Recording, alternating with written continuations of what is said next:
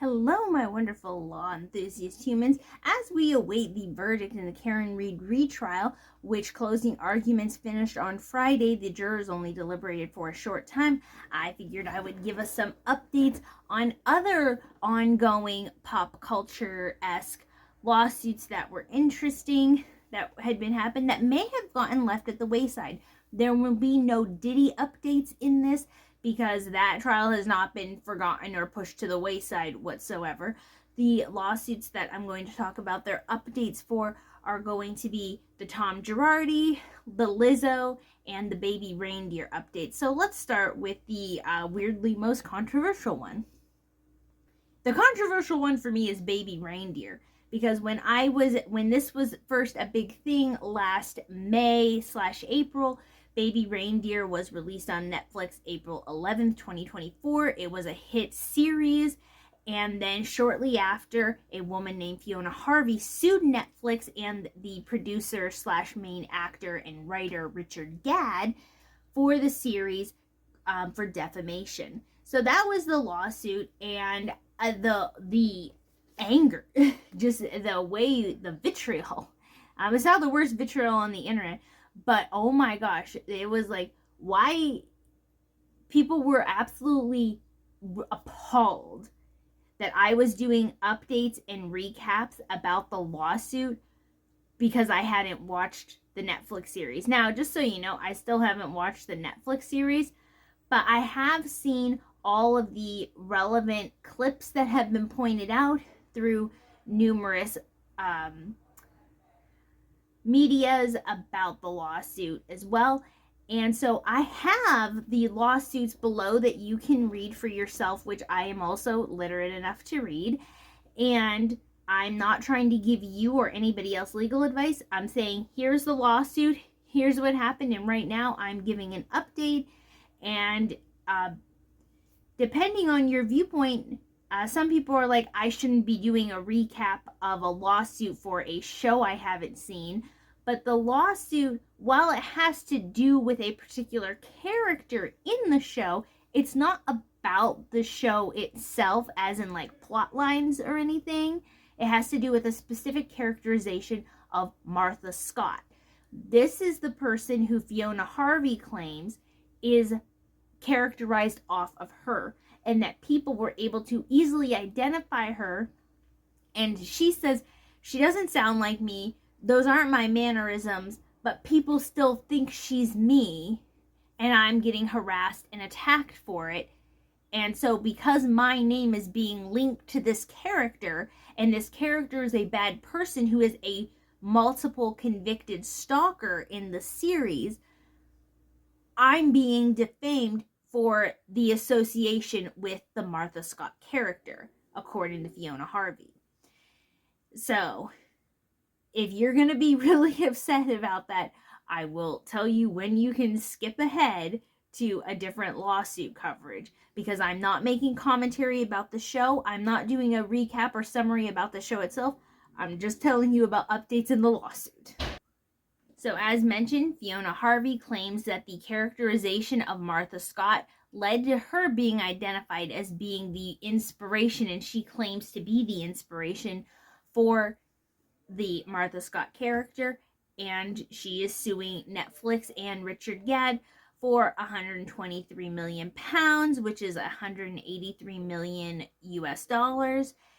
And she is having trouble with that. The latest updates in that defamation lawsuit is that there was supposed to be a trial in May of 2025, but Fiona Harvey has claimed that Netflix is, quote, dragging their heels, mostly in terms of discovery, but Netflix is still trying to go through different appeals and avenues to get the lawsuit dismissed, because they're like, this is a work of fiction. It is a series. It is not a documentary series. It is not an interview. It is not any kind of like audible autobiography. This is a fictional series. It is a storytelling method to say that this is a true story that brings people in. And Fiona Harvey claims that by having that, this is a true story, not based on a true story or based on true events, it just says this is a true story right at the beginning of the series. And she said that Richard Gadd, even though that is not his name that is not his character's name, that even though there were names made up and there were things made up, that there's too much reality with too much exaggeration. That she never actually stalked Gadd, that a bunch of the harassment and SA things that Martha Scott does to Richard Gadd's character in the show, Fiona Harvey says she never did that to anybody in real life. But people are coming at her in real life about it. And that's why she did the Piers Morgan interview, and that's why she brought the lawsuit. Because she now claims that she is under so much stress from the lawsuit and how long it's taken because of Netflix not doing their due diligence, that they keep on trying to skirt around the issue instead of giving discovery, that it's making the lawsuit take longer to do. She claims that her diabetes has gotten significantly worse. She thought that she was getting HSS, which is a hyperglycemic disorder that can happen with mostly type 2 diabetics when their blood sugars are not in control. And Fiona Harvey has claimed that she can't go out and feed herself properly and get the right foods because she's trapped in her home. Because if she tries to go on the tube, if she tries to go out to the stores, people recognize her. She even, in one of the articles I read, claimed that she uses disguises, or she had been using disguises to be able to go out to get groceries and such, but people recognize her for her accent. And when she asked a shop girl about where a pastry or something was in the store, another man heard her accent, called her Mad Martha, and thought that Fiona was going to hit him.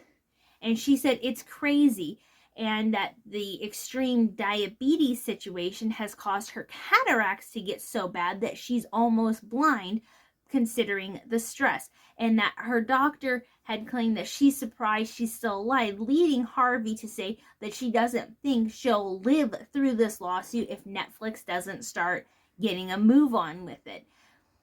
And she says that people recognize her. They're still calling her a stalker. She's had to remain imprisoned in her own room because she can't leave her house. She said if I was in actual prison, it would have been better because there would be guards to protect me. And she'd say you'd get to go and have yard time. I'd get exercise time. But she doesn't have that because she can't leave her house. She has become forcibly homebound because of the situation with Richard Gadd. And she said that she also thinks it's wrong that Richard Gadd gets to go on with his life, that he's going to be producing another follow-up drama series on Netflix, and that she is suffering physically and mentally because of him. Netflix is saying that Fiona Harvey can't have it both ways. She can't say she's being defamed, but then in the same breath say that Martha Scott is nothing like her. It's like, okay, either this character, as she initially said, was so identifiable to be her that she was getting harassed on the street, that the internet sleuths were coming after her. That's what she said in the Piers Morgan interview. But she can't say that character is so identifiable to her, but at the same time, that character doesn't look like her, doesn't sound like her, and doesn't act like her. Okay, that's because it's not supposed to be you. It is a fictional character that was made up for the drama. And Netflix has further claimed that they want the lawsuit dismissed because there is a thing that says in the credits that this is not a true story, that this is fictionalized drama for entertainment purposes only. But Fiona and her lawyer claim that that does not immunize Netflix because of the fact that that particular explanation does not come until at the end of the episodes, and that you have to manually select watch credits, and that the watcher only has a few minutes to do so before it goes to the next episode or goes back to a main menu. And that even if you do select watch credits, that the warning of it being fictionalized for drama related purposes, that it is not a real thing, etc., is smooshed in the middle of a bunch of the other credits that are quickly moving, and that it's not as blatant and forward running as the initial "this is a true story."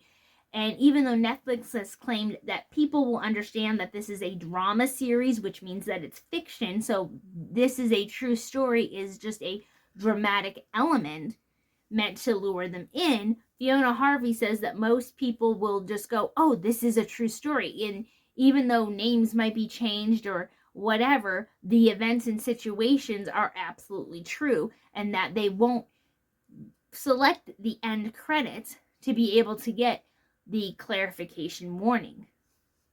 So that's where we are with the baby reindeer lawsuit. It has not taken place yet. Again, Netflix is still trying to do an appeals to get it dismissed.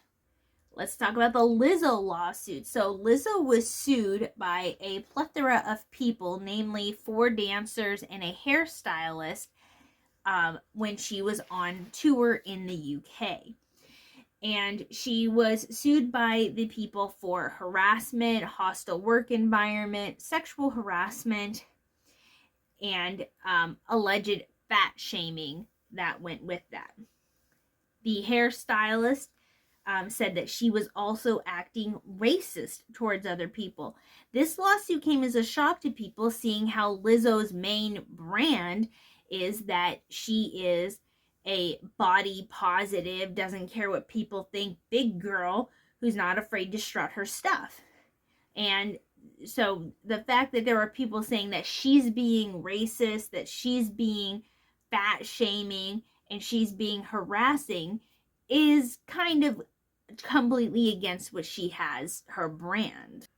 Asha Daniels is the stylist who attempted to sue her. However, that lawsuit was pseudo dismissed. It was declared by a judge, a federal judge, that Miss Daniels cannot sue Lizzo personally for the workplace hostility that Daniels claims happened. It is because, being a workplace thing, she has to sue and go through Big Girls Records and touring company and sue them.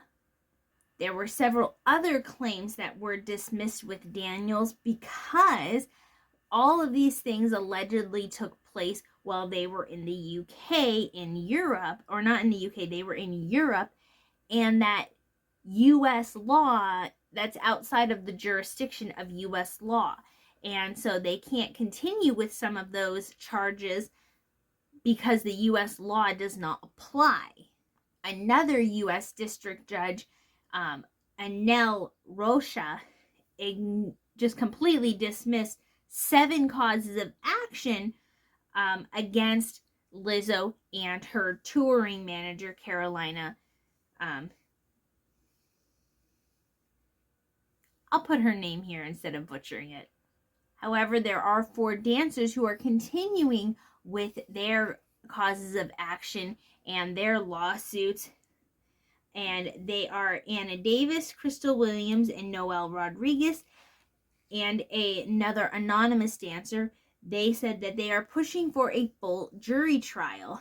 They claimed that when they were on a tour in Amsterdam, that Lizzo, was forcing them to take drinks they didn't want to drink and to act sexually with some of the male dancers, and that she was threatening them if they did not do that, and that Lizzo was calling them racial slurs and saying and making comments about their sizes. Now, Lizzo wants all of this dismissed, she says, because it's infringing on her freedom of speech, her artistic practice, and it's violating anti-slap laws.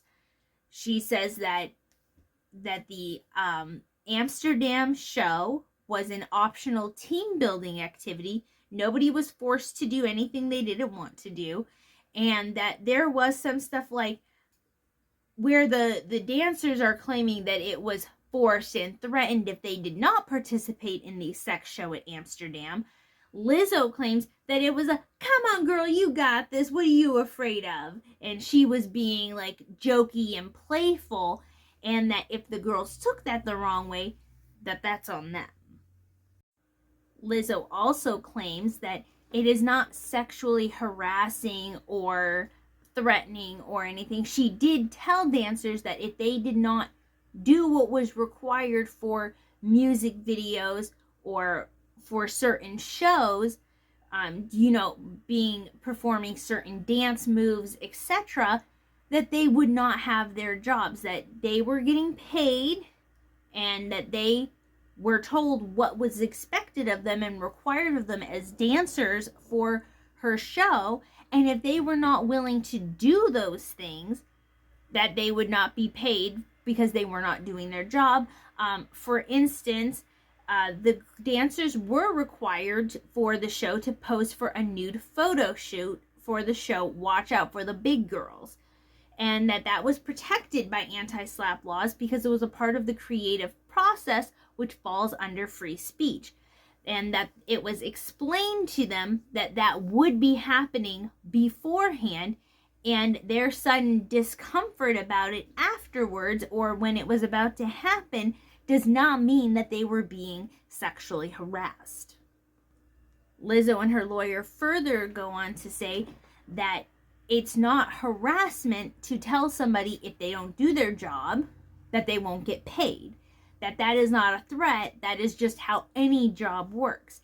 And that because Lizzo is a person who says that you should be proud of your big body and you should get to show it off like any skinny girl, that it was expected that the dancers would be wearing revealing outfit, doing risque dancing, and yes, posing for a nude photo shoot. All things that were explained to them beforehand. On the other hand, the dancer's lawyer claims that it's not as simple as here's a work contract, because for instance, the Amsterdam show where there was a sex show where Lizzo was encouraging and threatening them if they did not participate in the show to touch the nude performers and pose with them, etc. He says that it's not a part of the job dynamic. It's one thing to say, okay, you're going to be a body positive dancer, so you're going to dance in a risque way. He goes, these are younger girls. Some of them, it was their first time getting into this level of career thing, and they felt pressured because of a really high, powerful boss, Lizzo, and that the power play dynamic between boss and employees is the power dynamic issue is more of the thing. It's when you have your high celebrity, high power boss encouraging you and telling you to do things, it changes the situation where you're not going to feel as free to be able to say yes or no, even though Lizzo claims that the Amsterdam show was an optional thing. Lizzo has also publicly claimed that she would never dismiss somebody because of their weight, or that she would never criticize or terminate somebody because of their weight. She knows what it's like to be fat shamed and judged for what she wears and how she is. That she would never do that to another person. She said, however, when somebody starts acting a fool on set, when people aren't doing what they're told to do, she is going to tell them, if you don't get in line and listen, if you don't do your job, then you will be terminated. And lastly, let's talk about Tom Girardi. Tom Girardi recently turned 76 years old and, 86 years old, and he has been fully sentenced to 7 years in prison that he must serve in prison. He has had multiple psychology tests and other cognitive tests done to determine A, if he was able to stand trial, and 2, if he understood enough what was going on to be handed a sentence. His lawyers have pushed that because of his age and his growing dementia and other health issues, that he should remain in the assisted living facility where he currently has been residing instead of prison because of his specific health needs. The judge, however, determined that not only was he competent to stand trial, his cognitive tests showed where he was faking his dementia or where he was exaggerating how bad his dementia was, and that even though he had said certain things, he would do things like he would say, oh, I can go and get those files from my law firm, Girardi Keys. Well, law firm has been closed down and had declared extreme bankruptcy, as all of the main people in it have been sued for fraud and embezzlement for the last 5 years. However, whenever certain things of current statuses or certain names of lawsuits and family members, he said, I don't know, I have really bad memory loss. I've been suffering from memory loss. Which is a catch-22, because he's saying that he has memory loss, he can't remember, but people who typically have memory loss do not recognize that they're going through memory loss. They don't have that cognitive ability. They just simply don't realize what's going on. They just go, I don't know who that is. I've never seen them before. They don't go, oh, I don't remember their name. I'm suffering from memory loss. There were also other things, like when he was standing up to get in and out of the witness stand, his pants had started to drop, and he grabbed them and fixed them up. His ability to recognize embarrassment or to make self-adjustments is not something that people who are unaware of their surroundings do. People who have extreme dementia don't pay attention to hygiene, and they don't even realize when their pants aren't where they're supposed to be or when shirts aren't where they're supposed to be, and that's why they oftentimes look so disheveled until they get help. Girardi did not have that. He was faking how bad his dementia is, even though it was showing that he was having some memory issues that are naturally occurring in an aging person.